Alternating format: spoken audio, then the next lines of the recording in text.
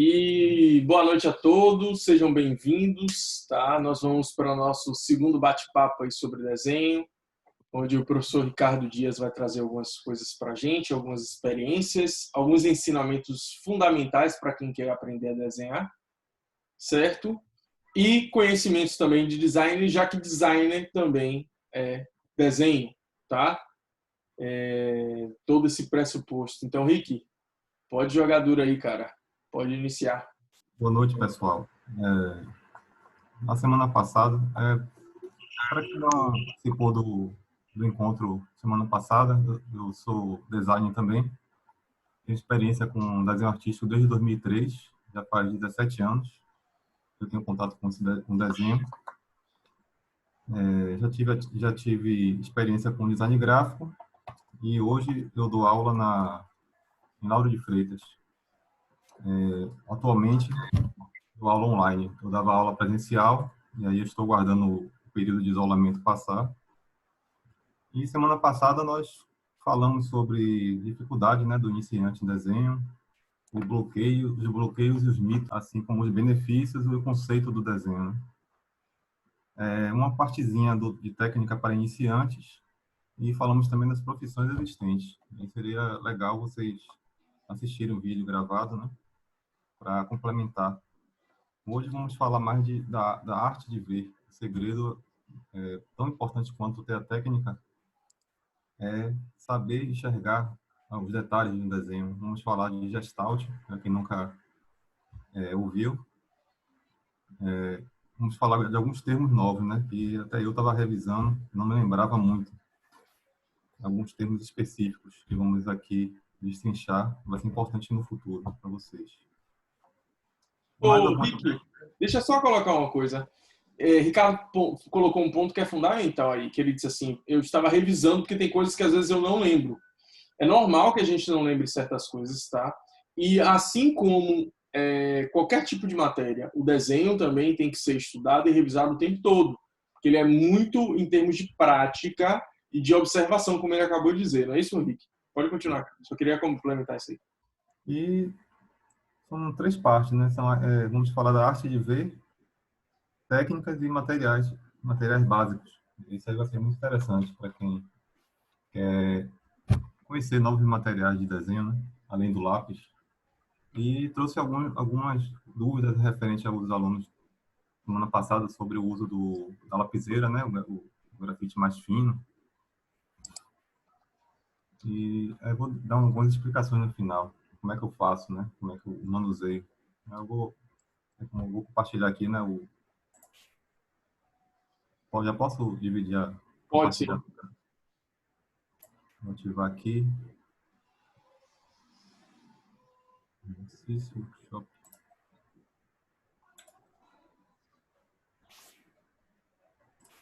Pronto. Tá conseguindo ver aí? Sim, já estamos vendo. Pronto. Aí essa imagem é interessante, né? Eu trouxe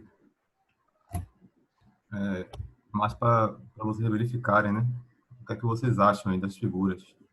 Se tem o mesmo tamanho para vocês de primeira vista, se esses homens que estão aí de mala têm o mesmo tamanho logo no primeiro contato que vocês veem no desenho. O que é que vocês acham aí? Se quiser comentar no chat. Ou até mesmo falar também podem, tá? Se alguém não está conseguindo desativar o chat ou ativar para falar, você avisa que eu ativo. Mas, de qualquer forma, eu acho que vocês têm a possibilidade de ativar, podem responder o que o professor Rick perguntou. Vocês acham que essas figuras humanas aí que vocês estão vendo, que são homens segurando a mala, eles têm o mesmo tamanho ou eles têm tamanhos diferentes? Quando você bate o olho, o que é que vocês veem sobre isso? E aí, vamos lá?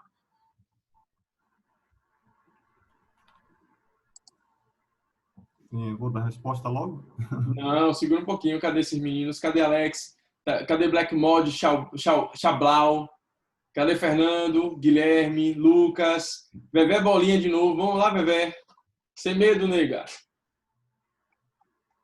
Aí, Vevé Bolinha tá botando aqui. Talvez todos sejam do mesmo tamanho, mas eu acho que a posição que eles estão dão a impressão, né? Que eles estão em tamanhos diferentes. Isso aí. Bem... Espera aí que o Lucas levantou a mão aqui. Cadê Lucas? Desativou a mão? Quer falar, Lucas?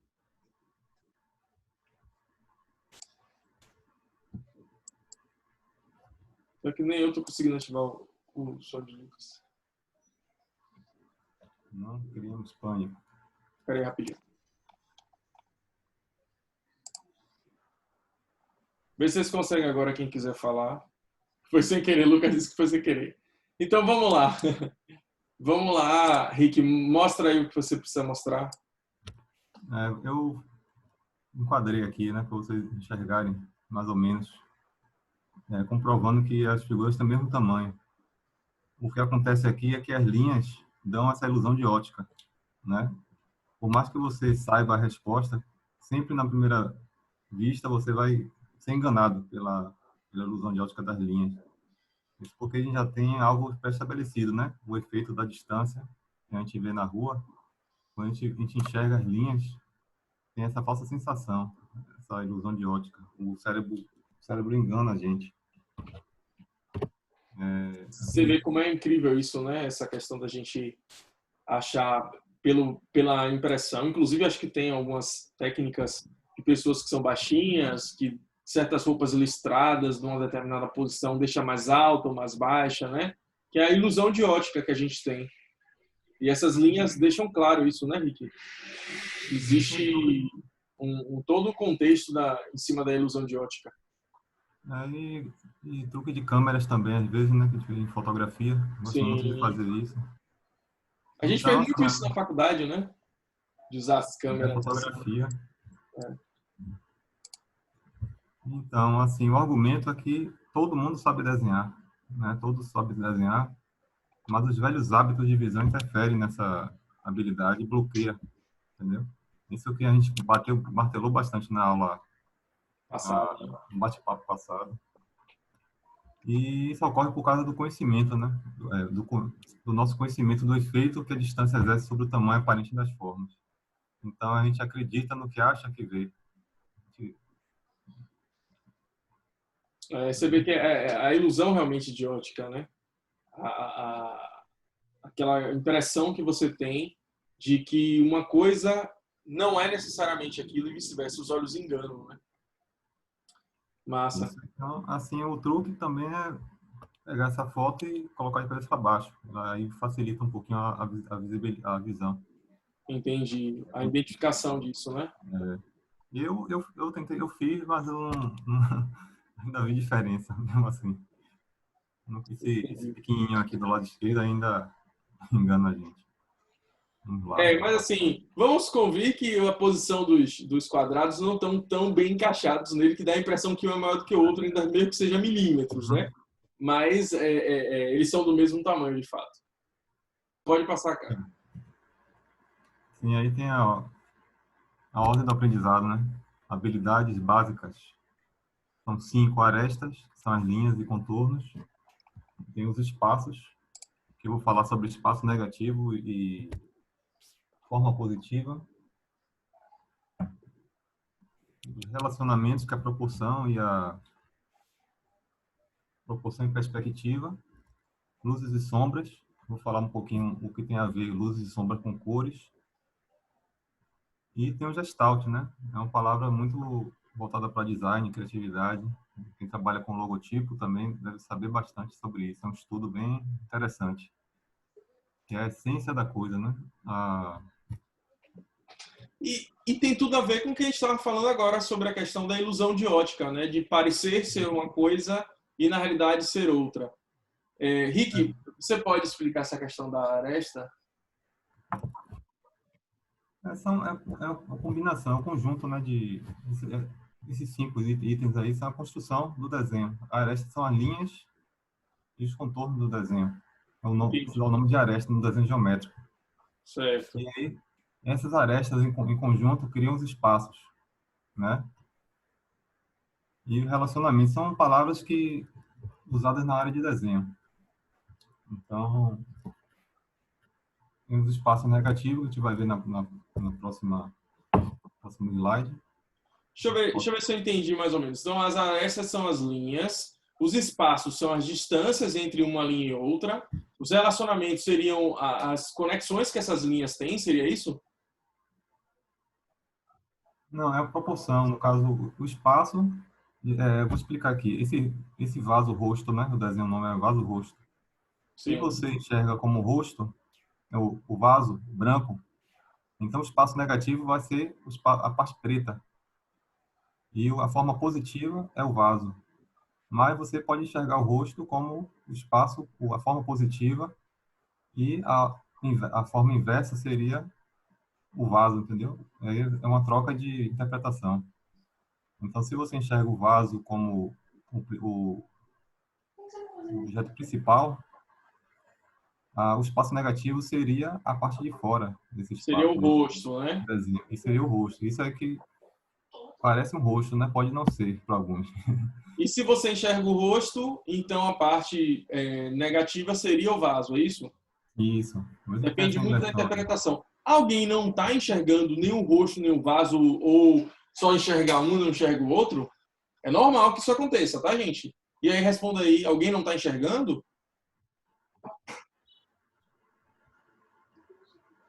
Aparecendo é um cálice, né? Na realidade eu também enxergo o cálice e enxergo o rosto. Eu consigo enxergar os dois, né? Talvez até pelo treino que a gente tenha, que faz parte da composição de Gestalt, né?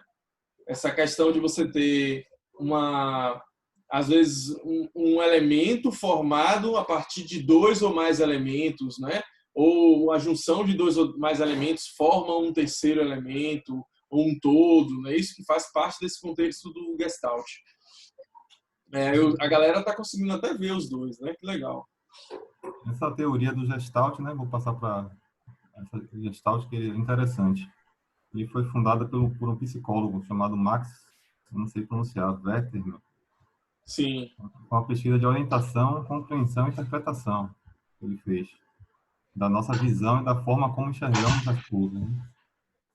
Então, o cérebro usa parâmetros de leitura visual.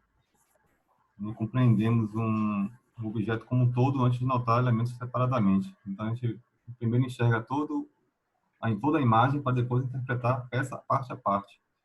É o caso dessa imagem aí. Esse é um gestalt, né? Tem outras aí que confundem a gente, porque na primeira a gente enxerga uma coisa, depois vai interpretando e enxergando outra, né? Lembrando, né, que nesse caso, alguns, e isso não torna você melhor ou pior, alguns vão enxergar primeiro os rostos, tá? E depois vão enxergar o vaso. Alguns vão enxergar primeiro o vaso para depois o rosto. Porém, o contexto do Gestalt é justamente você perceber o todo e depois você perceber as partes, e que talvez essas partes sejam uma outra forma, né? Massa isso, cara. Muito E aí o massa. valor. Posso prosseguir? Pode Alguém sim. tem alguma dúvida aí? Podem ir perguntando, viu, gente? E tem aí o segundo, que é o valor, né? Luz e sombras, que são as diferenças tonais. É um termo dado para profundidade, né? Ou tridimensionalidade. Tem também as cores, né? Muita gente confunde as cores como parte física, mas é a luz refletida ou absorvida pelo corpo, pelos Isso. nossos olhos.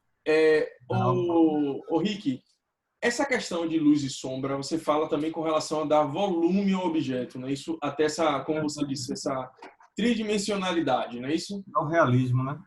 E Sim. as cores está muito ligado, no caso aí, quem gosta de lápis de cor e colorir, tem que ter um conhecimento de luz e sombra, os conceitos. Eu vou passar aí a parte de luz e sombra, tem uma pequena explicação. Temos que entender primeiro o conceito de luz e sombra, a, a questão da matiz, saturação de um objeto sobre o outro, mas muito mais, fala-se muito de ondas, né? Isso. Reflexivas, essas coisas assim. Deixa eu colocar só uma Então, coisa aqui rapidinho. Os meninos que tiveram aula de design gráfico ou do Photoshop em si, eles têm já tem um pouquinho desse conhecimento, tá? Com relação à questão de saturação, matiz, cor, eles viram um pouquinho disso. Mas pode prosseguir com relação ao seu slide aí, que mais à frente eu retomo o É. raciocínio e a gente fala Essa sobre isso. introdução. Deixa eu ver se parece que não está passando aqui. Ah, passou. Pronto, aqui é a arte de ver, né? A composição. Como vamos compor um quadro, um desenho, temos que pensar muito no equilíbrio. E, no caso, o nome se chama arranjo, né? A gente tem que fazer escolher quantos objetos vamos reproduzir e não podemos colocar dois objetos retos no centro de um desenho. Tem que fazer tem esse conceito, essa teoria de equilíbrio. De Aí, tentar vou aqui embaixo. posicionar ele em tela para ficar o mais harmônico possível, né, e Isso, equilibrado. E essas linhas, até na fotografia, né, que nós, por exemplo, para quem estuda fotografia, para quem pretende estudar fotografia, essas linhas que vocês veem nesse objeto aqui à direita, né, é chamado de enquadramento da linha dos 3/3. É isso que é você meio que colocar em posições, a gente falou um pouquinho disso na aula passada, né, no bate-papo passado, colocar em posições que permitam que tenha um equilíbrio na composição da imagem. Para não ficar aquela coisa assim, observem, toda foto 3x4 é muito feia, porque ela é frontal, ela não tem um senso de equilíbrio. E o que dá equilíbrio é a composição entre o objeto, a cena em si, o que está atrás dela, e outros objetos. Essa interação e esse posicionamento deles digamos assim, na fotografia, né, ou no desenho, faz essa composição de equilíbrio que Ricardo está falando. Não é isso, Rick? Então, conceituando o termo composição, a composição é o conjunto de espaços negativos de forma positiva. Então, os dois estão entrelaçados. Então, o espaço negativo, que é a parte que está listrada, é a parte do fundo, né, do desenho, é o espaço negativo. E ele se torna mais importante do que o próprio objeto, porque quando a pessoa não consegue identificar nós chamamos de unidade básica, né? O objeto principal de referência inicial que damos aqui, tentamos enxergar a parte negativa para tentar reconhecer, às vezes, algum desenho mais complexo. Então, que quando começamos a desenhar essa composição, escolhemos um objeto, no caso, digamos que eu vou escolher a garrafa, né? Parece um perfume. E damos a unidade básica. Então, esse objeto seria a referência principal para darmos a proporção comparada com outros objetos que iremos colocar nessa composição. Faz a comparação, né? A gente desenha o esboço, escolhe um objeto principal para fazer a diferenciação de tamanho. Aí, na prática, que a gente entende melhor como é que funciona. Ou seja, seria basicamente você, por exemplo, como você falou, eu vou escolher aqui o pote do perfume, esse frascozinho, essa garrafa. Então, nessa garrafa, você pode escolher ela como principal, certo? E a proporção que você vai dar a ela vai ser a referência sobre os outros objetos também. Ou seja, seria mais ou menos a mesma proporção de tamanho dela no real para ela no papel. E relacionando isso aos outros elementos também, como no caso aí uma garrafa e uma xícara, né? Começa com as formas básicas, como você falou, da direita para a esquerda, depois vai aprimorando essas formas até chegar nas formas finais do frasco e da xícara. Seria isso? Então, a gente tem que parar um pouco de enxergar o fundo do objeto como apenas o ar vazio. Ele compõe o desenho. Ou seja, ele existe, de fato, mesmo que ele esteja em branco inicialmente, não é isso? Correto. Entendi. Vou passar agora aqui.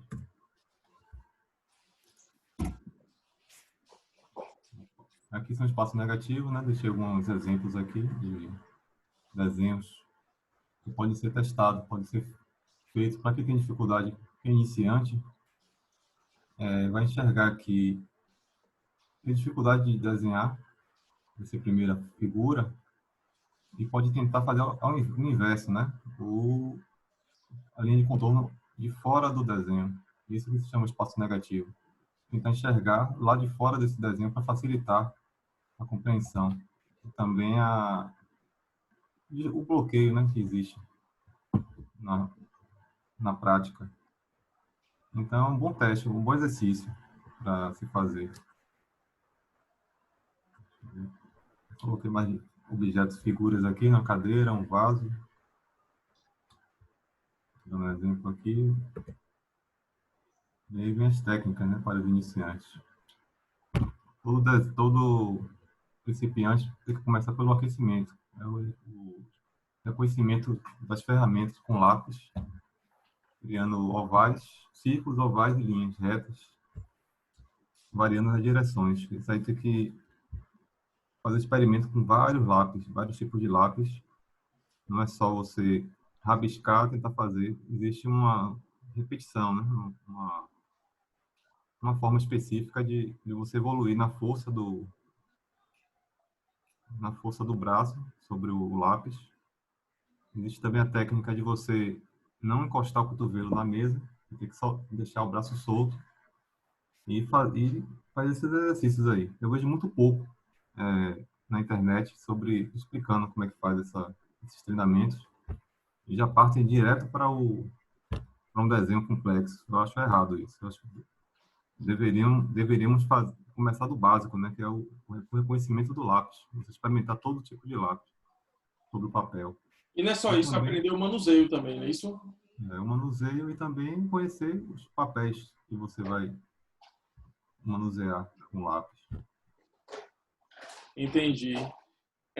Nesse caso desses exercícios, quando você disse assim, o ideal é a gente não deixar o cotovelo apoiado na mesa, é para você tornar o lápis mais leve, não seria para isso também, não? Tornar ele mais solto. Oi? Tem o domínio, né? Tem que ter o domínio do lápis.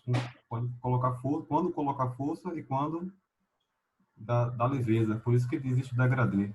Como esse exercício, esse degradê de baixo aqui, ó, é um ótimo exercício para quem quer desenhar, forçar o lápis e ir dando mais leveza, até chegar ao branco. Entendi. E tem os outros aí, né, de círculo, de direções, que ajudam bastante. Vamos passar? Pode passar? Alguém tem alguma pergunta? Pode sim, os meninos por enquanto. Aqui é o efeito do papel, né? Na, Aí, o Bebê Bolinha estava dizendo que faz alguns desses desenhos antes de começar realmente a desenhar. Ela faz esses aquecimentos, né, para poder ajudar nessa questão. Aí são tipos de esboço, né? Como eu falei, não deixar o pulso encostar no papel. E tem 4 modelos aí de esboço. O primeiro. Mas o primeiro se fala de cima para baixo, da direita para a esquerda. Da primeira fila, da primeira coluna, né? Primeira Isso. coluna é o primeiro, o segundo o terceiro é a segunda coluna, o quarto é o quarto da última coluna, aqui, o segundo da segunda coluna. O Rick ficou confuso pra caramba. Diga O assim, ó. primeiro é o primeiro. O primeiro, você da direita para a esquerda, da esquerda para a direita, o primeiro de cima. A Entendeu? esquerda, isso. Então, da esquerda para. Oi? O primeiro é o desenho de contorno normal. O segundo é o de baixo, que está embaixo desse primeiro. Entendeu? Já descendo na coluna. Não tem nada não. Ou seja, primeiro são esses rabiscos menores, é isso? O primeiro é o rabisco, o que está embaixo da direita para a esquerda embaixo. Tem esses riscos mais, assim, como se fossem suavizados. Esse Esse chama seria... desenho cego. Oi? Esse desenho aí é o que a pessoa olha para a imagem, a paisagem, e desenha sem olhar o papel. É o desenho cego. Fica Isso assim no chama YouTube. desenho cego, né? O terceiro é o da segunda coluna, o primeiro da segunda coluna, que é o desenho de rabisco, né? Que ele é mais arredondado, mais solto. E o quarto é o desenho gestual, que dá forma, a árvore é intacta, mas quando o desenhista rabisca dessa forma, fica parecendo que está em movimento. Então, tem esse tipo de esboço. O meu esboço geralmente é o primeiro mesmo, né? Não utilizo outras técnicas. Vai de cada artista, né? E o segundo item aqui, treinar 15 minutos por dia é o mínimo que você pode fazer para ficar bom no desenho. É uma média, né? Pode desenhar 1 hora por dia, é o tempo que tiver. Muitos alunos dizem que não tem tempo, mas 15 minutos dá para tirar, para fazer alguma coisa. Nem que seja um esboço mal feito, alguma coisa assim, mas tudo é válido. Entendi. Vou passar aqui. E aqui a superfície dos papéis, né? As reações que o papel dá sobre o grafite, quando riscado no papel. É o mesmo desenho para 3 tipos de papéis. Temos a gramatura de 50 gramas por metro quadrado a 300 gramas, que é o máximo, gramas por metro quadrado. Sim. Para o pessoal que não entendeu o que seria essa gramatura, seria a espessura do papel. Tá? Se ele vai ser um pouco mais grosso ou um pouco mais fino. Então, quanto menor essa gramatura, mais fino esse papel. Quanto maior, mais grosso é esse papel. Ele chega a parecer uma cartolina, um papelão, né? Esse primeiro aí, papel layout, é o mais fino de todos, com espessura e dureza mediana. Ele fica com essa textura aí. O semi-rugoso é um pouco mais grosso, e ressalta, né, a rugosidade do papel. E o papel liso, ele proporciona uma obtenção de detalhes mais cuidadosos. Típico para quem quer fazer o esfuminho, né, detalhar mais o desenho, o papel liso é o mais indicado. São mais precisos. Ou seja, esse esfuminho que ele está falando seria, na realidade, uma gradação de sombra. Você passar o lápis, depois vir com uma ferramenta que ela é feita como se fosse um rolinho de papel, tá, com ponta, e ele vem esfumaçando, espalhando aquilo ali para tornar a sombra mais, vamos dizer assim, ó, suave e realista. Não é isso, Rick? A gente escolhe o papel para dar o efeito que quer. E não ao contrário, né? De escolher o lápis para tentar fazer uma textura diferente. O papel é Fundamental importantíssimo. também, né? Um exemplo é quem quer fazer uma pintura aquarela, não vai fazer no papel liso, vai escolher um papel adequado, né? Até mesmo porque o papel liso ele vai terminar rasgando muito mais fácil, né, para utilizar a aquarela, que é com água, não vai dar muito certo. A gente viu isso na experiência. Eu utilizo muito o papel, a gramatura 140. 140 é intermediária, né? Entendi. Ele é intermediário, né? É comum. Tem papel físico também, né? O gramatura 50, tem 63. Deixa eu passar aqui.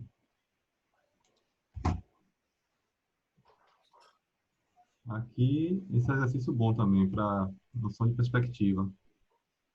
Eu falei daquele quadrangulamento, né, do quadriculação, mas essa aqui é a técnica do lápis. Você distancia o braço, está numa sala, né, e tenta passar a escala para o papel.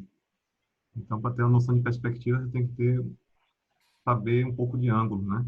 Aí, a visão do artista sentado aí, ele demonstra isso. Ele fecha o olho, né? Cerra o olho, porque se ele tentar enxergar com os 2 olhos abertos, vai ficar confuso. Ele tem que fechar o olho para pegar certinho a imagem. A escala, proporções dos objetos, né? Tem que fazer a proporção igualzinha, como fosse uma foto, uma fotografia, e passar para o papel.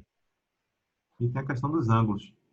Você vê aí, ele coloca o lápis reto na horizontal e tem um ângulo da perspectiva que ele está na sala, né? No centro da sala. Então ele vê a linha, as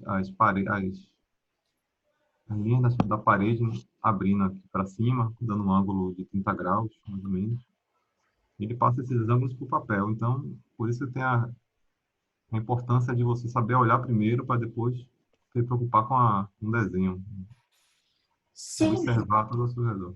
Se eu não me engano, acho que talvez alguns filmes mais antigos, eu não me recordo ao certo se os mais novos teriam, mas toda vez que você tem um filme que retrata alguém numa galeria, desenhando, ou um conjunto de pessoas aprendendo a desenhar ou criando arte, sempre se coloca eles seguram o lápis como se fosse uma ferramenta de medição, como essa figura 8.21 aí mostra, seja ela na vertical, seja ela na horizontal, porque o lápis ele vai servir, nesse caso, para medir a distância, para medir o tamanho do objeto, a proporção desse objeto relacionado aos outros, não é isso, Rick?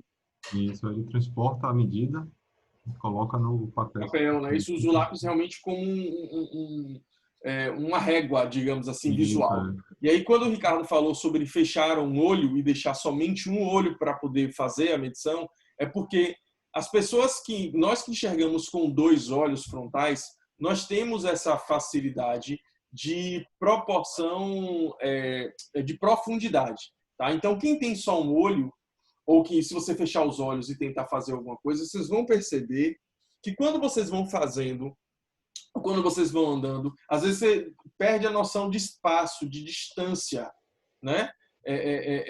Ou de profundidade em alguns casos. Então, quando você fecha o olho, você meio que foca no objeto de uma maneira melhor, não é isso, Rick? Isso. Massa. Vamos lá.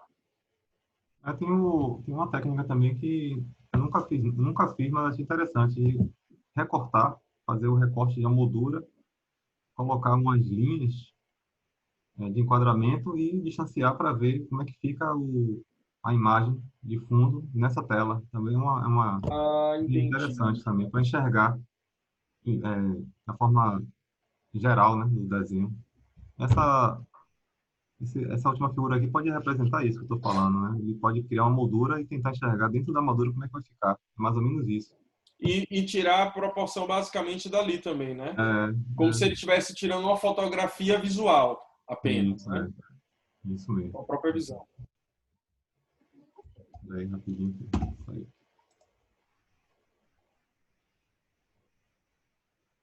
Passou. Pronto, aqui. Esse é o desenho de observação que é muito interessante para... É um exercício completo, né? Inclui a escala, proporção, volume, luz, cores, profundidade, tridimensionalidade. Então, é importantíssimo ter esse domínio aqui. O que eu falei aqui, a unidade básica. Digamos que eu pegue essa garrafa grande aqui, tem a altura dela definida, e através dela eu começo a alinhar e comparar a altura das outras 3 unidades que tem aqui. E aí eu vou fazer na escala, né? Aqui, o primeiro eu coloquei a altura do vaso referente às outras 2 aqui. E a segunda,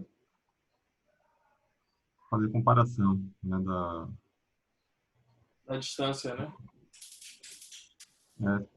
Você vai escolher, né, qual o primeiro objeto que você vai desenhar aqui. Eu escolheria essa maior mesmo, que ela facilita, né, fazer aqui a linha. Até porque na regra dos 3/3, ela tá logo no canto. Eu acho que isso facilita também para você determinar o espaço, né? Isso. Da sua Centraliza, composição. né? Centraliza, vê onde é que está o centro do papel, e aí faz a escala. Posso passar? Pode sim. Isso aqui também é interessante para vestibular, né? O vestibular, eles colocam esse desafio aqui, ó, na cadeira. Então, é importante em mente a forma geométrica básica dos objetos. Não importa se é difícil ou não, tudo sai da forma geométrica aqui. O cilindro, De simplificar as formas, né? o quadrado, o círculo e o cone. Aqui também tem o pé, né? Olha como é formado. Com 3 círculos, um triângulo equilátero, né? Uhum. Entendeu? Aí forma o pé. Tudo saindo de base geométrica. Então, aqui de início, para quem nunca desenhou, deve primeiro fazer o desenho bidimensional. Que é digamos, por exemplo, o quadrado. Faz o quadrado bidimensional e tenta tridimensionalizar. Aí aprende um, vai para o outro, né? Faz o cone e transforma em 3 dimensões. Aprendendo essa parte, vai para as composições, né? O grau de dificuldade maior. Mas perceba aí, né, que a composição da cadeira começa do bloco, depois que você vai dando o contorno, né, no desenho. Aí os outros conceitos de luz e sombra, é um processo, né, de aprendizado. Aprende com calma até chegar nesse nível aqui do desenho. Vou passar aqui linha do eixo também, aqui para falar de novo, novamente dos ângulos, né, de inclinação. Que é o eixo horizontal com vertical forma o 90 graus. Então, para você iniciar essa composição, você tem que deve enxergar o ângulo principal de cada um. Cria o ângulo, a inclinação, fecha 90 graus e começa a fazer as formas. Digamos que comece pela caneca do lado esquerdo aqui, né? Aí você vai definir o ângulo, colocar o círculo e fazer aquela noção de escala, né? Linhas horizontais e verificar a altura de cada objeto. Isso aqui é um pouco mais difícil. Por isso que tem que ter também essa noção aqui. A mesma coisa para a cabeça aqui do rapaz, ó, o eixo central, né? A inclinação, tem que enxergar primeiro a inclinação do rosto e fazer aqui, cruzamento de 90 graus. Eixo central. Até o topo da cabeça. Então, desenho é algo macetoso, né?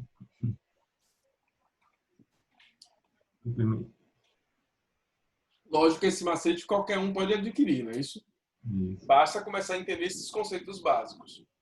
Ou seja, primeiro se faz um círculo, depois você pega e vê a angulatura, ou seja, se essa cabeça está inclinada meio para direita ou para esquerda, para você traçar um eixo central e depois dividir isso em cruz, para você ter a distância dos olhos e toda a distância da face em si, né? E assim você vai fazendo a construção com relação a esse rosto. É claro que vamos fazer cada objeto separadamente, né? Primeiro fazer um, tem que ver como é, acertou, faz outro, e Isso. por aí vai. E depois é que você vai tentando fazer uma composição mais avançada, não é isso? Demora um pouco, né? Tudo tem que ter calma. Deixa eu ver o que tem mais aqui. Vou passar aqui. Tem a luz e sombra, né? Que é importantíssimo. Tem esse conceito de luz refletida, sombra projetada e sombra própria. Isso. Fazer os testes com observação, né? Colocar o objeto, colocar a luz e tentar copiar o mais realista possível no papel. E a gente vai ter já algo mais realista, né? Construído na mente, para depois passar para o lápis de cor. Tem que ter, vai enxergar assim, colocar digamos, uma maçã com a pera. Você vai notar que a luz vai refletir a cor verde sobre a vermelha ou vice-versa. Então, tudo isso é questão de observação. Não é simplesmente você pegar o lápis de cor e pintar. Tem que ter noção de sombra, né? O que é a cor e o que é a sombreamento do desenho. A questão do degradê também, né? Do escuro, no local mais escuro, vai clareando. Envolve a técnica do lápis nessa parte aí. E você pode usar a borracha para clarear, usar como uma ferramenta também, não de apagar erros, mas de você usar como ferramenta para clarear o espaço mais de luz, né? Do objeto. Observe que luz e sombra, ela deve ser trabalhada de duas formas. Existe a luz projetada, ou melhor, sombra projetada, que é aquela que o objeto projeta sobre outro objeto, no caso uma mesa, um prato ou algo do gênero. E a sombra própria, que é aquele local que não recebe necessariamente luz. Porém, normalmente, como já está dizendo no próprio desenho que o Ricardo está mostrando aí, existe a luz refletida, que ela é normalmente no ponto máximo ali da sombra, entre a sombra projetada e a sombra própria. Não seria mais ou menos isso, Rick? Você tem um local totalmente iluminado, não é isso? Uhum.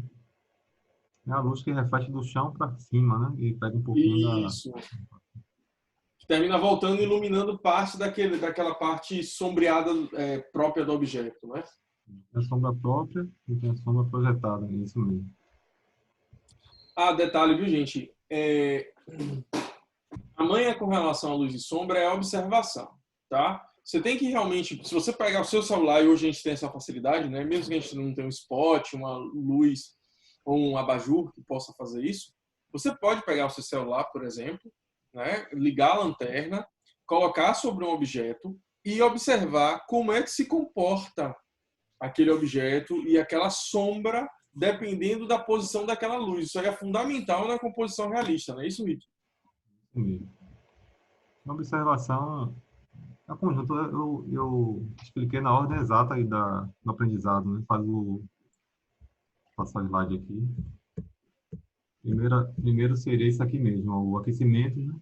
Conhece a ferramenta, vai passando pelo esboço, né? O papel, o material, e aqui a questão de, na verdade, o primeiro exercício seria esse aqui, né? De observação, mesmo sem estética, a pessoa pode começar a fazer essas composições e tentar, mesmo que não saia perfeito, mas para ter uma noção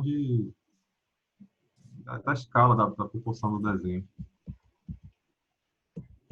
E pode passar para isso depois, colocando traço, aplicando traço sobre esse desenho aí, sobre a luz e sombra. Então, não é legal começar já, né, desse exercício aqui, de ângulo. Tem que ter paciência, começa do mais simples, depois que vai passar para isso aqui.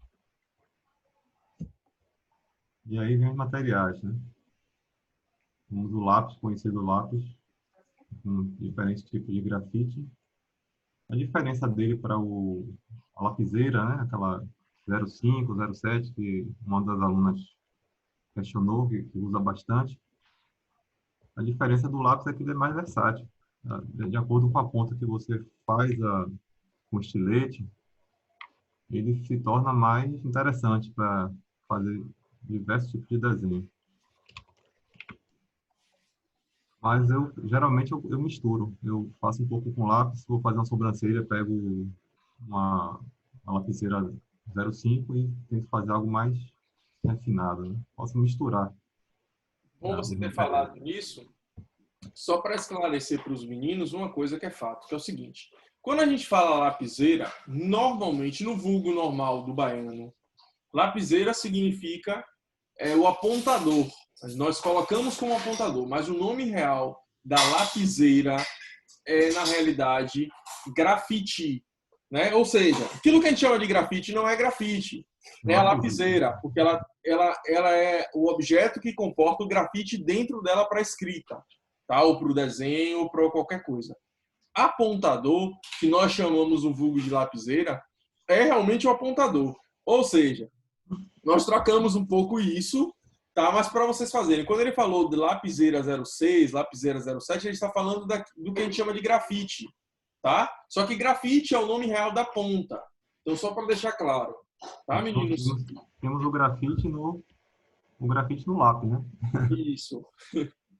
Como ele segurar o lápis, né? Aqui é o outro teste que você pode fazer, né? Com a força da mão sobre o papel. Tem várias tonalidades, é um degradê, só que cada quadro você faz uma tonalidade diferente. Alterna força e leveza sobre o lápis. E tem a qualidade do lápis e do papel também, que é importante, né? Você comprar marcas. A mais usada aqui é o Faber-Castell e a Maped, né? Mas tem outras aí mais caras. O Faber-Castell é uma boa marca para se utilizar. Mas não é a melhor, né?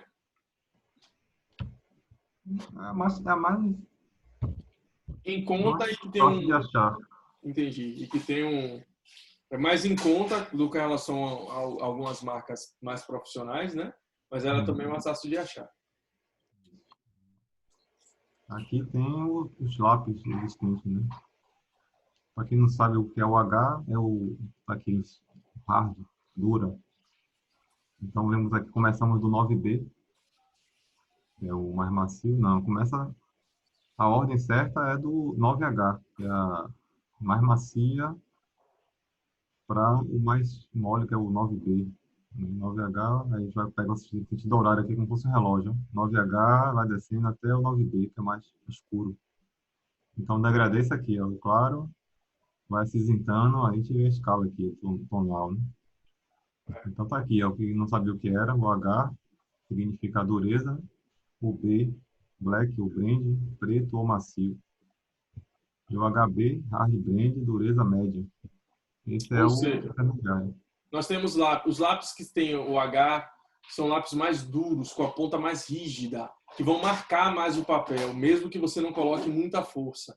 Os lápis que têm HB são lápis de dureza média. Eles não vão marcar tanto o papel, porém eles também não são tão macios, eles também são um pouquinho rígidos, tá? Ou rígidos.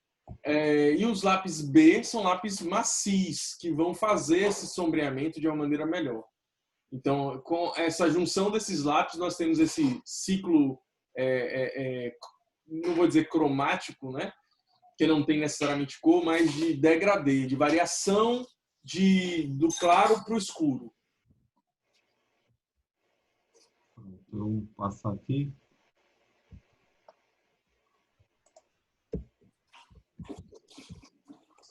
Estilete, o apontador que eu falei agora.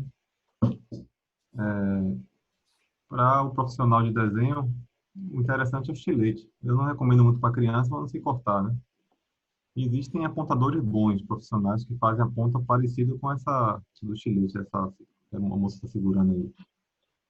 Mas o efeito melhor, a versatilidade que eu tinha falado sobre o lápis, fica mais versátil com o estilete. Você faz da forma que você quiser, que você quer, e isso aí facilita a sua visão na hora de desenhar, fazer o desenho. Aqui os papéis utilizados, né? Aqui o que a gente acha mais nas lojas. Tem o Filipinho e tem o Canson. Tamanho A4, A3, que são blocos de desenho, né? O tamanho de padrões para desenhar. Pode fazer procurar outro papel de tamanho variado, né? A2. Então, acho que são geralmente, eu conheço esse, A3 e o A4. O A4 é o tamanho ofício. E o A3 é o dobro do ofício. Só esclarecendo assim uma coisa, alguns dos meninos podem ter visto, podem lembrar disso no design gráfico, tá? Os tamanhos de papel, quando a gente entra na parte de papelaria, eles são fundamentais dependendo da arte que você cria. No desenho também. Normalmente, o mais comum para a criação de desenhos são o A4, que a gente chama vulgarmente como ofício, mas não é o papel de ofício, tá? O papel de ofício é um papel um pouquinho diferente. Ele é um pouquinho mais, digamos assim, mais comprido. A altura dele é um pouquinho maior do que o A4. Espessura também. E a espessura também, isso. E assim, os papéis do tipo A, eles vão do A0 até o A6. Eles são inversamente proporcional em tamanho, ou seja, quanto menor o número, maior o papel. Quanto maior o número, menor é o tamanho do papel. Para deixar claro, como vocês já conhecem o A4, que é a nossa referência, talvez até alguns de vocês nunca tenham visto um A3, mas o A4, que é aquele papel que a gente chama de ofício normal. Se você dobra esse papel no meio, certinho, dividindo ele no meio, como se ele fosse duas partes, dobra, ele se torna um só. Se você olhar para esse papel, se é aberto, ele era A4, fechado nesse modo, ele é o A5. E o A3 seria dois papéis A4 juntos, um lateralmente ao outro. Então, quanto menor o número, maior o papel. Então, o A3 é o dobro do A4, o A5 é metade do A4, o A6 é metade do A5 e assim vai, tá? Ou seja, o papel A0 é enorme, é um papel muito grande, porque ele é digamos assim, o dobro do papel A1, que já é um papel que é o dobro do A2, que é o dobro do A3, e assim vai, tá? Eu só queria colocar isso. O fuminho, né? Que Isso. comentou também na aula, na bate-papo passado. Serve para suavizar, fundir e combinar os tons. Tem várias formas de bastão aí. Eu Sim. utilizo dois, né? Dois tamanhos aqui. Eu vou até mostrar aqui, mas não tá meio escondido aqui. Tem a borracha, função de apagar detalhe do esboço ou pequenas falhas. As mais comuns são a Faber-Castell, mais encontrada, né? E essa Estilida ela é alemã. Ela é uma boa marca, tem até aqui. Olha aqui, ó. Ela está custando 7, 8 reais, é meio caro, né? Essa Faber-Castell, essa borracha menorzinha, é a Dust Free. Ela é mais em conta. Ela está custando 2 reais e apaga bem também. Eu aprovei ela. No caso, o ruim é quando você pega uma borracha que você acha que ela é uma borracha top, aquelas mesmo que eram consideradas borrachas de desenho, lembra, Rick, que elas não são muito macias, né? E elas vêm com aquela capinha verde, que você puxa assim. Normalmente essas borrachas mancham muito o desenho e terminam não apagando do jeito que deveria, né? Então, Isso, né? normalmente a gente evita esse tipo de borracha. Pega uma borracha realmente macia, que você pega assim, aperta e você vê que ela é uma borracha macia mesmo. Essa normalmente vai evitar manchar. Eu, particularmente, também não gosto daquelas borrachas verdes, que parecem que são macias, mas são verdes, porque elas também, às vezes, mancham um pouquinho o papel. Mas mancha e desfiapa e acaba rápido, né? Essa aqui Isso. demora um século para acabar. Eu acho que eu vou ficar um ano com essa aqui. Porque, Ou assim, mais, né? o uso normal não é você apagar um erro gigantesco. Você tem que fazer o esboço para isso, vai evitar. E você só usa a borracha para retirar um pouquinho das linhas que você faz com o esboço. E a resistência é essa. Você desenhar com uma borracha na mão, isso é horrível. Você tem que esconder a borracha, tentar fazer, esquecer a borracha. Tem esse aqui, o limpa-tipo. Não sei se eu coloquei no slide aí. Parece Limpa uma tipo. massa. Sim, Parece ela é uma massa. massinha, né? É, ela também é boa, ela parece que é infinita, né? Nunca acaba. Eu uso ela para tirar o excesso do lápis de cor. Mas ela pode Deixando, ficar um pouco com borracha deixando também. claro, viu, gente, que não é a massa de modelar normal que vocês compram, não, viu? Para depois não estar pegando a massa de modelar normal, tentando apagar o desenho e tá manchando o desenho todo e grudando massa no desenho. A limpa-tipo é uma massa específica que é utilizada para poder ajudar porque ela pode fazer várias formas, digamos assim, e ela auxilia muito a você tirar manchas e tirar, é, é, é, digamos assim, apagar coisas incoerentes no seu desenho. Aqui eu achei interessante colocar o desenho tradicional, que é o do papel, com a pintura digital, né? Eu coloquei até um desenho que eu fiz aqui, na época eu estava usando bastante, viciado em desenhar na tela. Nessa época é interessante que eu larguei o papel, o desenho do papel, e só fiquei desenhando no computador. Mas o correto é você ter o domínio dos dois. Você, por exemplo, você pode fazer o rascunho e tentar digitalizar, e não ficar só desenhando com a pintura digital. Ô, Aqui, Rick, me tira uma dúvida. E nessa época você usava o mouse, você usava a mesa digitalizadora, que a gente chama de tablet, né? Para desenho, você usava o quê? eu uso até agora a mesa digitalizadora, que é a Bambu. É uma Sim. pequenininha. Eu tirei daqui. E tem a caneta aqui, né? A caneta digital. Ah, tem que ter uma boa coordenação, né? Aqui, ó, a preta, né? E assim, gente, lembrando que essa bambu, por exemplo, que o Ricardo tem, que é similar que eu tenho também, que eu só não vou mostrar para vocês que não está aqui comigo, está com o professor Douglas, mas depois ele pode até mostrar.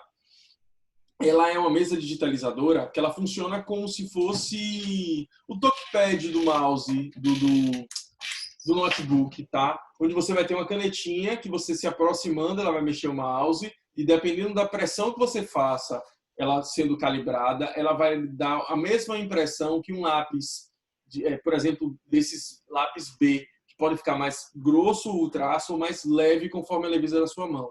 Detalhe, qual é a dificuldade que a gente tem?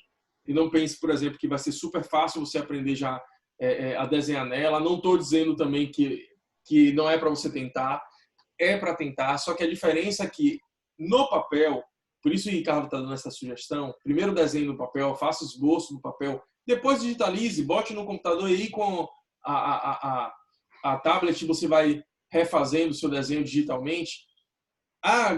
O grande questão é que normalmente essas tablets, e elas não são super baratas, tá? Em média, você vai encontrar no mercado aí, acho que hoje, pelo preço mais barato, talvez 350, 450 reais, as por mais aí. baratinhas, né, Rick? Então, É, você não enxerga o que está desenhando nela. Se eu estou na frente do monitor, eu estou com o lápis como se fosse no mousepad, tá? Pense que o mousepad aí, que talvez você tenha em casa, seja a tablet. Só que você vai desenhar não olhando para a tablet, mas olhando para a tela do computador. E estamos acostumados, o nosso cérebro está acostumado a desenhar olhando para o papel. Então, esse é o grande problema. Olhar para baixo é diferente de estar olhando para cima e desenhando aqui embaixo. Tá com o lápis aqui assim, ó, e olhando para o outro local. Lógico, existem mesas digitalizadoras que você desenha na tela, existem. Só que elas custam mais ou menos o valor de um carro. Talvez 10, 12 mil reais. Né? E eu estou falando, não é uma do tamanho do meu monitor, não, que é grande, 27 polegadas, 24 polegadas. Não. Estou falando uma pequenininha assim, ó. Pequenininha, sei lá, de 7 polegadas, 10 polegadas, entendeu? Então são muito caras. Mas não quer dizer que essas tablets, como o Ricardo falou aí agora, tá? Da Bambu, e tem outros modelos também, outras marcas. Mas normalmente a gente prefere a da Wacom, que elas são próprias para desenho, né? Dentre outras coisas. Então, o que facilita esse domínio na pintura digital é você dominar primeiro o lápis. Você faz esse tipo de desenho aqui artístico, né? Tem um avanço ideal para depois você experimentar para sair esse resultado aí. Essa cópia aqui, né, que eu fiz aqui, digitalizei o arame. Então, eu tive muita facilidade, porque eu já tinha o domínio no lápis. Então, para me adaptar, demorou um pouquinho, mas depois ficou legal, porque eu tinha coordenação, né? Com treino, a gente consegue fazer. Então, é bom fazer primeiro, dominar um pouco a parte do papel, para depois tentar usar a mesa digitalizadora. Aqui tem lápis de cor, né? Seco e aquarelado. Explica a diferença aí, Rick, para os meninos. As marcas mais conhecidas, né? Mais comuns de se encontrar, que é a Faber-Castell, a Mondeluz, o Garandache e o Primacolor. O lápis de cor seco é aquele que a criança utiliza, né? Desde o lápis comum, que não é diluído em água. No aquarelado você tem uma utilidade de pintar, passar o pincel, colocar o pincel em cima e ele diluir como se fosse a tinta aquarela. Só que Então para tem isso tem que essas utilizar marcas água, aqui. né? O que eu utilizo é esse primeiro aí, ó, que tem 64 cores. Está custando uns R$ 100 aí. Qual é? Porque você falou o primeiro, mas para a gente aqui não tem o número, por exemplo. Qual é o que é o Está escrito aí Prismacolor? o que tá em Oi? pé aí, o que está o conjunto, Em o da pezinho, né? Faber-Castell. Ah, entendi. Existem lápis, logicamente, várias cores diferentes. Você vê que tem um de 72, tem um de mais cores, lápis mais baratos, mais caros, né? Cada um, lógico, vai ter a sua presteza, digamos assim, né? Não estou dizendo que o mais caro necessariamente é o melhor, porém, normalmente com melhores materiais, né, vocês têm um acabamento um pouco melhor na hora de finalizar uma arte. Não é isso, Rick? Fazer algo bem melhor. Né? Essas coleções aí custam 1.800. É mesmo? É caríssimo, Meio né, cara? caro, né? É. Porque é matéria profissional de qualidade mesmo, né? Tem o Porém, código, os né? meninos podem substituir por um Faber-Castell, que vai custar talvez 70, talvez 30 Uhum. reais, né? Dependendo da quantidade de cores e etc., que vai dar um efeito similar. Né? Não necessariamente ao lápis que vai fazer o seu desenho ficar perfeito e maravilhoso, mas sim a dedicação que você vai dar a ele. Né? Isso aí. Aí o recomendado é começar com pouco lápis, assim, não 24 cores, 48, né? Depois avançando. Não se acostumar com lápis. Primeiro, com a técnica, ver se ganha gosto com isso, né? Se gostar, aí vai, né, completa a coleção, vai comprando, vai avançando na qualidade. Pega o pastel seco, tem um erro de digitação, e o carvão, né? Eu vi comentários de... Tem artistas aqui que desenham com carvão, os seus alunos. Aí eu achei legal colocar aqui pastel. O pastel, creio que seja uma das mais antigas. Tirando o sanguíneo, né? O lápis mostrar daqui a pouco. É um dos mais antigos, era utilizado pelo Leonardo da Vinci, né, o pastel. Uma técnica muito Ô, tradicional. Rick, deu uma falhadinha no seu áudio aí, repete para mim. Você falou da sanguínea. São materiais antigos, utilizado bem aqui. Vou mostrar daqui a pouco ele aqui. Esse é o lápis sépia, né? Sépia. Sim. São os mais antigos. O pastel é do século XVI. Ou seja, eles eram lápis que foram criados no passado. Hoje ainda são técnicas utilizadas, mas você pode fazer basicamente o mesmo efeito com outros, com os bastões de cores, né? O pastel seco. Mas antes você utilizava, por exemplo, talvez para sombra, o carvão, né? Talvez para dar esse tom avermelhado, o, o tom de sépia ou sanguínea, né? Como a galera chama, né? Então, esses seriam materiais mais antigos, mas que também são utilizados no desenho até hoje, não é isso? E o pastel é um material bem versátil, bem fácil de utilizar, que você manuseia, você pode usar o pó, né, para espalhar com o dedo sobre o papel. Ou seja, você raspa ele, não é isso? Faz E isso aquele montinho, aí você espalha no papel e depois você vem pode passar e direto também, né? Pode passar direto com como se fosse um lápis de cor mesmo, né? Segurando isso. ele e riscando. Então, para quem gosta de fazer arte abstrata, algo mais solto, o pastel é ideal. E também não é só o pastel seco. Eu coloquei pastel seco aí, mas deveria ter colocado só o pastel. Tem pastel a óleo, né, que ele não desprega o pó, não dilui. Tem o lápis de cera comum. Deixa só. Anderson tá fazendo, levantou a mão aqui. Anderson, você quer falar, meu caro? Pode falar. Anderson. Não sei se ele caiu aqui. Continue, Rick, então.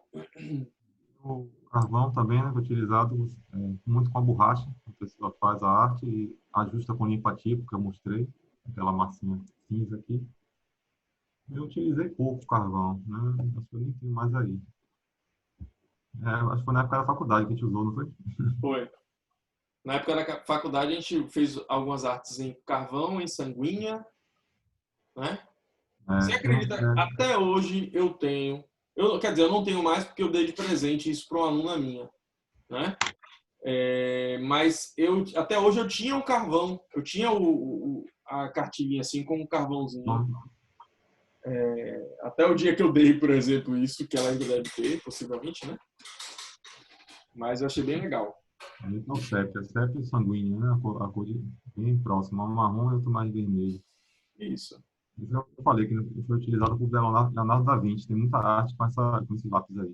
Inclusive, acho que os meninos vêm, para aqueles que talvez joguem, que jogaram jogos como Assassin's Creed, jogos que têm esse cunho de história, vem muito que quando o personagem do Da Vinci aparece, ele aparece tudo que ele mostra, pelo menos eu como gamer, que joguei, por exemplo, Assassin's Creed e tal, eu via que toda vez que Leonardo da Vinci aparecia, sempre os desenhos que ele mostrava, os projetos que eles mostravam, estavam ou em sépia ou em sanguínea. Estava sempre no tom avermelhado, amarronzado. Né? Isso é bem legal. Também encontrado em caverna, né? É mais antigo que Leonardo da Vinci. Aquelas pinturas, né? Isso aí. E ele tem que ser tanto o carvão, o pastel seco, o carvão e o sépia e o sanguíneo precisa de fixador. Isso é que eu esqueci de falar, que aqui o pastel a óleo não precisa colocar o fixador, o verniz fixador, né? Ah, entendi. Agora, Rick, essa questão de utilizar o verniz fixador, ele vem pela questão de você, quando utiliza como é o nome? Pô, esqueci agora. O pastel, né? Quando você utiliza esse pastel, ele ainda fica como se fosse um pozinho, ele não gruda no papel, não é isso? Então você tem que utilizar o fixador para ele poder fixar no papel, é isso? Porque ele sai com o tempo. Eu tinha umas artes de sépia e saía, né? Saía com o tempo e não colocava o fixador apropriado, aí você perde a arte do desenho. A mesma coisa com todos esses materiais de pó, precisa de fixador. Eu vou mostrar aqui, ó.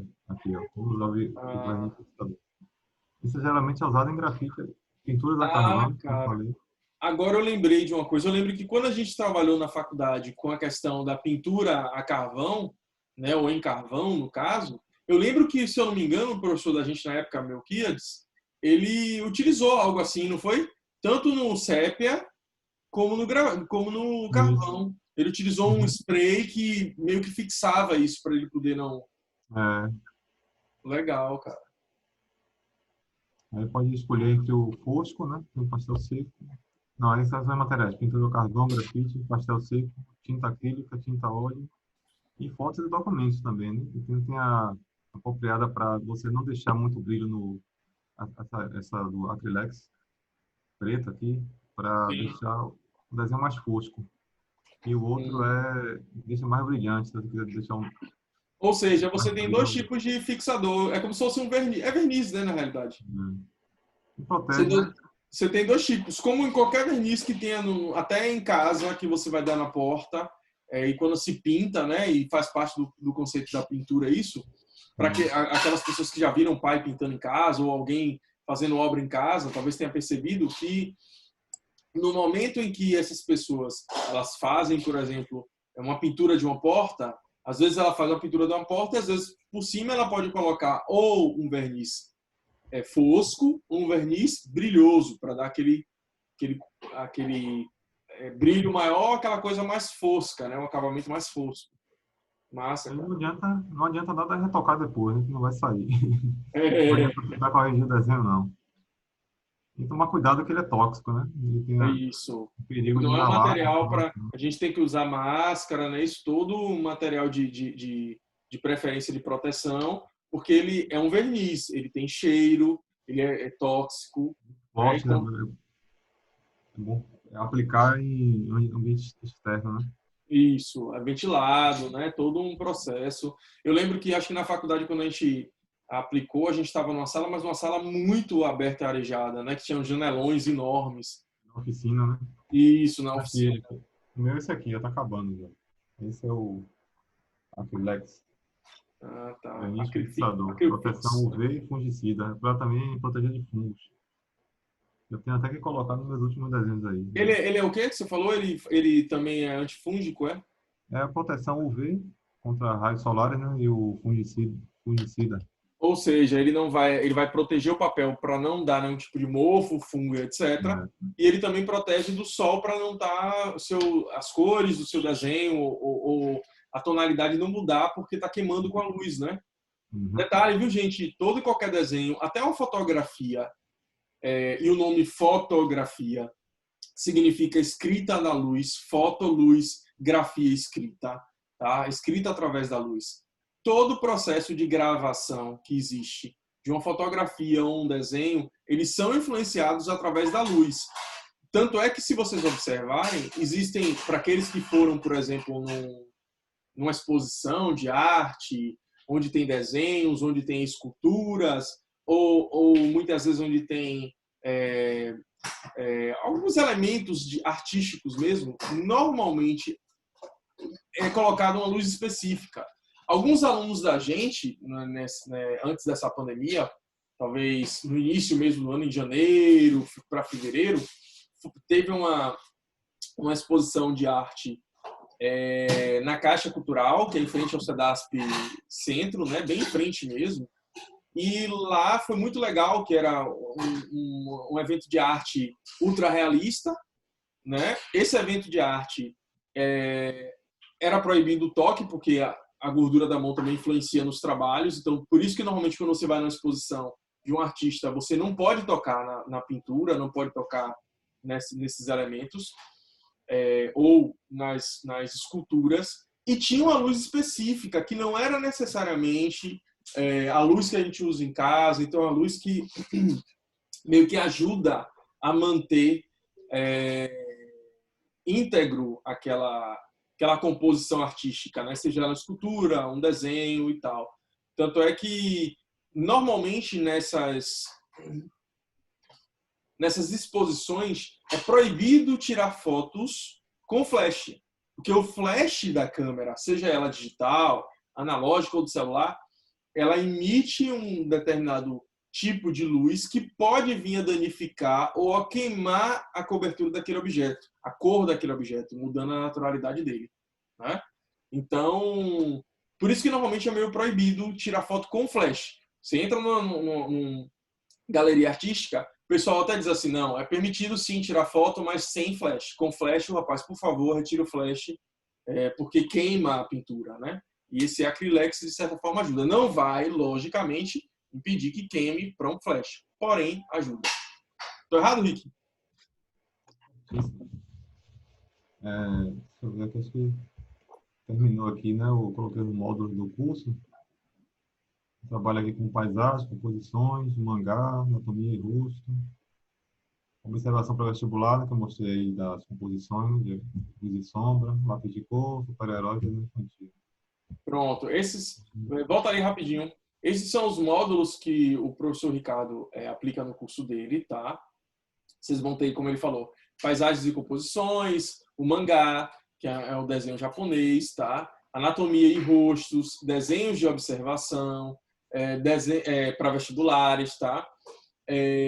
Lápis de cor, super-heróis e os desenhos infantis, tá? Aí embaixo, nesse endereço aqui, ó, tem o sitezinho dele, né? Onde vocês podem ver alguns desses desenhos, dentre outras coisas. Pode passar, Rick. Desenhos aí, né? Repetir, o desenho artístico, né?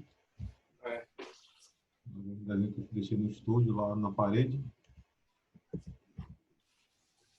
Lápis de cor, ilustrações. Nós chegamos até a comentar um pouquinho esses desenhos, né, na aula passada, aqui no encontro passado. Com lápis de cor.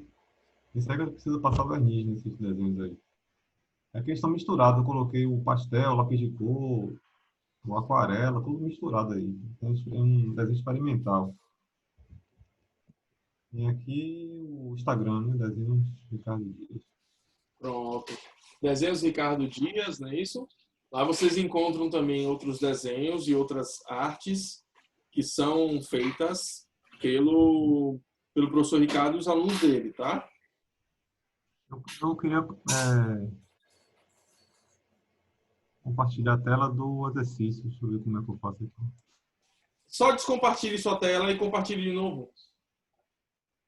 Tem aqui exercício. Ver se vai funcionar aí. Pronto. Tá vendo aí? Aí foi um exercício que eu separei, achei interessante para você distribuir para os alunos. Beleza. Meninos, coordenação. Seguinte, eu vou estar passando amanhã, vou estar passando tanto para o pessoal da Alberto como o pessoal do SVI, como o pessoal do lado do SVD, para aqueles que ainda não entraram no Google Sala de Aula do bate-papo de desenho. Eu vou estar disponibilizando, já tem alguns materiais lá. Tem, se eu não me engano, que o professor Ricardo disponibilizou para a gente gratuitamente. São 60 revistas, não é isso, Ricardo, que ensinam a desenhar? É um acervo de revista gratuita que vocês podem folhear. Pronto, que vocês vão ter, né, informações e vão dar para vocês darem uma estudada. E vai estar também esse PDF que ele criou com exercícios básicos para vocês irem treinando, tá? Para vocês irem aprimorando o esboço, o tipo de desenho. Então, isso vai ajudar muito vocês nesse sentido, tá? E aí, caso até vocês queiram, vou estar passando algumas enquetes, né? A partir da próxima semana, se vocês quiserem, o professor Ricardo pode voltar uma outra vez para poder passar e trazer um pouquinho mais algumas coisas para vocês que vão ajudar, talvez específico de um módulo do curso que ele dá, não sei, tá? Aí fica a critério de vocês e dele, logicamente. Porém, vai estar disponível para vocês essas informações, tá? E esse PDF para vocês treinarem, tá? Alguém tem alguma pergunta para fazer? Pode ser por chat, pode ser por voz, tá? Fique à vontade para isso. Quem quiser perguntar, aproveite. Tá? Então é isso. Então, de certa forma, vocês vão ter esse material disponível. Amanhã eu vou estar colocando esse material novo, vou estar passando, vou colocar no Instagram da gente, tá? O Google Sala de Aula de desenho. Vou estar colocando também no status do WhatsApp do SVD. Vou pedir para o Adalberto também colocar no SVI para que as pessoas tenham e possam acessar, certo? E lá vocês vão ter essas informações. Lá já tem esses PDFs lá disponíveis para vocês. Beleza, gente? Aqui, ó, Bebê Bolinha está perguntando. O sketchbook, eu acho que é assim, é um material bom para desenho? E aí, professor Ricardo? Sketchbook? Sketchbook. É que ele fala para ele treinar, né? Bloquinho, né? É Isso. o recomendado, tem que ter um bloco na mão, porque para quem não tem tempo também, pode desenhar em qualquer lugar, qualquer local, rabiscar, aqueles rabiscos, né? Do esboço que eu mostrei. E é bom ter um bloquinho na mão para treinar. Está sentado numa praça, alguma coisa, começa a desenhar. É o melhor exercício que tem para quem é iniciante, quem está querendo. O exercício de observação, em geral, é o exercício certo para quem quer ser um profissional de desenho. Vai observar com mais clareza tudo ao seu redor, vai se aperfeiçoar com esse sketchbook. É bem legal a questão do sketchbook, porque você pode estar praticando. Às vezes as pessoas, como você mesmo diz, assim, eu não tenho tempo. Mas na realidade, quando a gente quer, a gente encontra tempo, mesmo que seja num momento básico, entre um intervalo de uma coisa e outra, você tendo um bloquinho desse, você consegue ter praticar isso, né? Então, ele é fantástico, o sketchbook, né, para esse tipo de coisa. Alguém tem mais alguma pergunta? Se não tiver, nós vamos finalizar. E aí, meninos? Não? Fica com vergonha de falar, não. Falem, viu, gente? Harold, Oi. bem, não é sobre uma dúvida sobre a aula de desenho, e sim sobre as aulas de inglês. Já tá tendo já estão dando algo assim? Tá, você está falando com relação ao inglês, é isso? CEDASP? Sim, das aulas. Já estão acontecendo. Eu não estou recebendo nada. Assim, para participar do inglês, existe uma característica. Qual seria essa? Fazer a programação de alguma parcela, tá? Ou seja, o adiantamento dessa parcela. Aí, para você Minha mãe fez isso. Se sua mãe fez isso, então o que, é que você vai fazer? Ou você é do SBD ou do SBI, meu bem? É o quê? Repete, por favor. Você é do Iguatemi ou do Centro? Centro. Do Centro, né? Amanhã, manda um zap para mim, tá? Lá no ensino, que eu vou dar uma verificada para colocar você. Aí, assim, nós temos 2 grupos, tá? Inicialmente, do inglês. Um que está um pouco mais adiantado, que é de manhã, e outro que é de tarde, tá? O de tarde começou na segunda-feira. O da manhã acontece toda quarta-feira, 9 horas. E o da tarde acontece toda segunda-feira, 2 horas da tarde. Certo? Então, assim... Certo. Manda uma mensagem lá para mim para poder lembrar. Eu vou verificar com as meninas lá. Estando tudo certinho, eu já coloco você no grupo, já mando as aulas anteriores. Eu falo com você para a gente ver o seu horário para você fazer direitinho, tá? Lembrando, viu, meninos? Inclusive, até a minha mãe, hoje mesmo, foi ontem, Sim. Não me lembro, até mesmo ela falou com você, comentou. Foi, eu vou até ver isso, porque hoje eu tive muita gente para responder, eu não consegui responder a todo mundo ainda, tá? Mas assim, lembre-se do seguinte, nós não temos só o inglês não, tá? Temos o curso dos pais, que sua mãe pode participar e você também pode assistir. Temos também o nosso podcast, que está acontecendo toda quarta-feira. Quarta-feira não, quinta-feira, às 10h30, salvo engano, tá? Ou era quarta-feira? eu acho que não, é isso mesmo, é na quinta-feira. A gente fez na quarta-feira agora por conta do feriado. E aí a gente vai estar tratando o passado, não sei se vocês assistiram, mas a gente começou sobre os games, educação e aprendizado. Então foi um bate-papo bem legal entre os professores, onde nós conversamos sobre videogames, sobre jogos e o que é que isso traz de positivo para a vida da gente, tá? Então vamos ter vários painéis, vai ter um na segunda-feira, salvo engano, que eu vou estar... Se os meninos não já divulgaram nos grupos, eu vou estar divulgando amanhã, certo? Que vai ser um bate-papo sobre a questão ética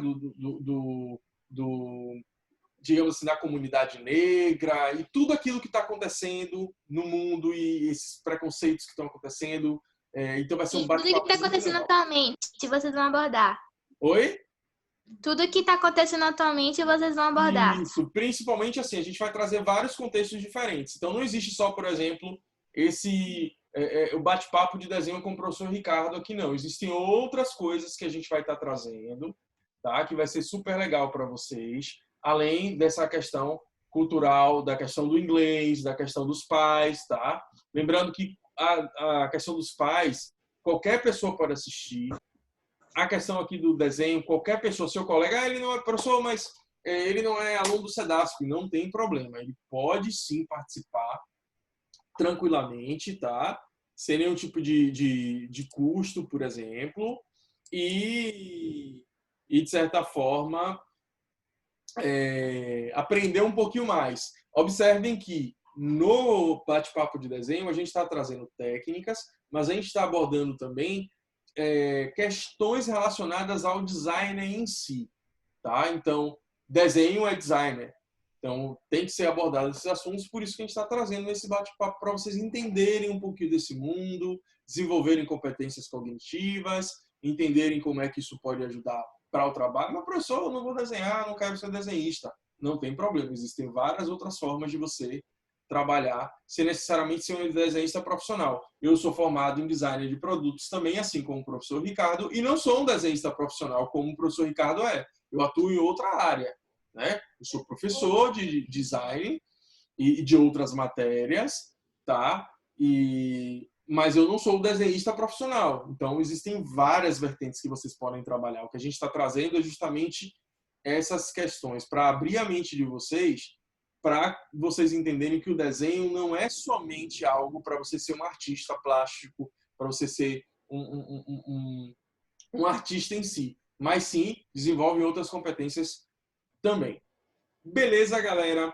Então, assim, vamos finalizando, tá? Então, eu agradeço a presença de todos. Vamos ver se a gente marca um próximo encontro, certo? Obrigado a todos pela presença. Um grande abraço e fiquem ligados nas redes sociais que a gente vai estar mandando algumas coisas. Eu vou estar colocando, como eu informei, o Google, o número lá da sala do Google Sala de Aula, o códigozinho, para vocês acessarem esse material que o professor Ricardo preparou, que é bem legal e bem instrutivo para vocês que querem aprender a desenhar, tá? E assim a gente vai desenvolvendo ainda mais competências que vão ajudar mais para frente no futuro profissional de vocês. Beleza, galera? Então, nos encontramos na segunda-feira, caso vocês queiram. Também vamos nos encontrar nos outros dias, na quarta-feira, na quinta-feira. E lembre-se, curso dos pais, quarta-feira de noite, tá? Quero a presença da galera, pode chamar os colegas e todo mundo que queira participar. Vamos colar aí, dar essa força que a gente está trazendo um conteúdo bem legal para vocês, tá? Para vocês desenvolverem, para os pais desenvolverem e assim sucessivamente. Beleza, galera? Então, nós agradecemos a presença de todos e até a próxima!